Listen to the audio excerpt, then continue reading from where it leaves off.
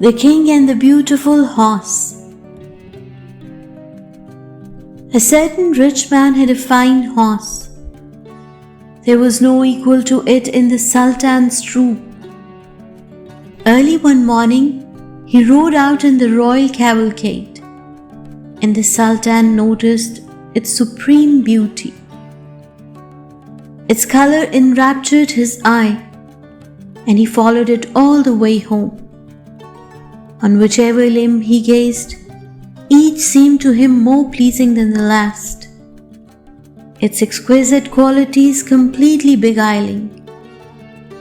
The Sultan vowed that he would learn what the reasons were for this extraordinary seduction, saying, "My eye is full and satisfied, and wanting nothing. It is illuminated by 200 suns. I have looked upon kings who are pawns in my sight. Yet this horseflesh enraptures my sight. The creator of witchcraft has caught my sight. It must be magic I know not." The Sultan was convinced that this effect was from beyond, and that God was somehow pronouncing marvels to him at that moment, through the beauty that he saw in the horse. So on his return to the palace, he conferred with his nobles, and they immediately ordered his officers to fetch the creature from the household of the man who owned it. Quick as a flash, the party of the officers arrived there, and the rich man, who was a fiery and powerful individual, was quite bereft at the prospect of losing this one horse. He went for advice to his priests and advisors, for he was generous and noble man, and would never deprive his Sultan of anything he wanted.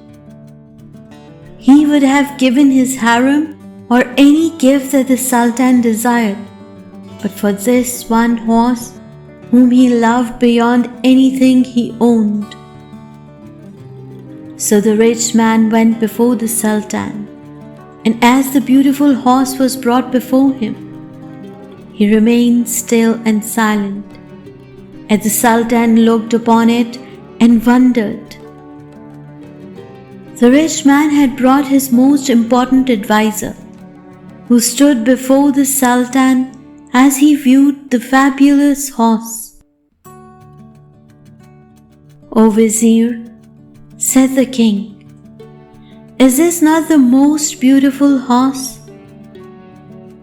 "My emperor," said the Vizier, "a demon is made angelic by thy fond inclination.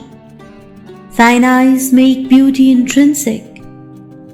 This steed is most handsome and graceful, yet maybe the head is alike to an ox." What the Vizier said made the Sultan's mind consider, turning the perfect horse's looks into something less than true and beautiful. When prejudice goes between that of beauty, you may get a Joseph for a roll of linen. When the hour arrives for the spirit's parting, the devil breaks the pearl of faith. And then in that moment of pain, the fool sells his faith of a jug of ale. The aim of the devil is trickery.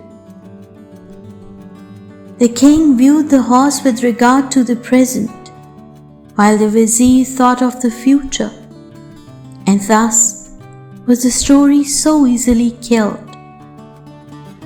For the Vizier blind-eyed the king's desire, and he who created deceit in the heart set the sackcloth of lies on fire.